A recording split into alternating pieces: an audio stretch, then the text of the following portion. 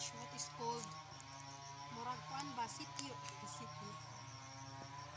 So nata diri guys sa among tukuranan ug payag. So mao ni ang layout dari hangtod diri guys.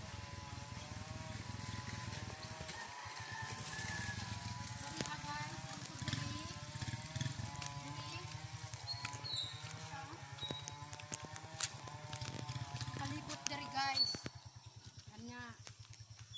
So, nagsuhol ko og duha ka tawo.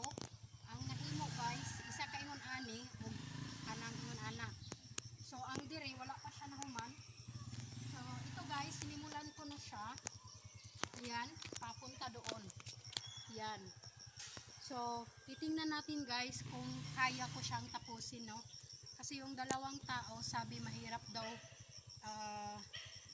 magbungkal ng lupa, pero so far ang akong napansin guys, humok ra gyud siya, no? So titingnan natin kung ano ang mangyayari, kung kaya ko ba siyang tapusin sa araw na ito. So dito muna tayo sa buong araw guys. So ito yung guys ang aking nagawa na. Ayan, nagsimula na akong magbungkal ng lupa. And magbungkal ako ng lupa guys. And magpala. Ganito guys, oh. So ako lang muna guys kasi nanghinayang ako na magbayad ulit ng tao at saka yung trabaho hindi masyadong binibilisan. So ganito guys. Ganyan.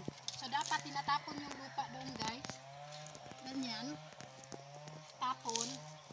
So, mag-construction worker muna ako ngayon guys. Mag-construction worker. So, madumi yung suot natin kasi maputik dito. Huwag nyo na lang pansinin yung kasuotan ko. Palakihan ng braso. So, ganyan guys. Oh, tapon.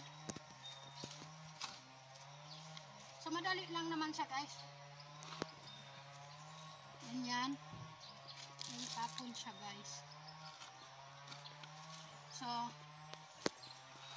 mamaya guys babalikan ko kayo, update ko kayo kung ano ang hanggang saan tayo makakaabot sa aking construction day. So bye muna sa ngayon guys.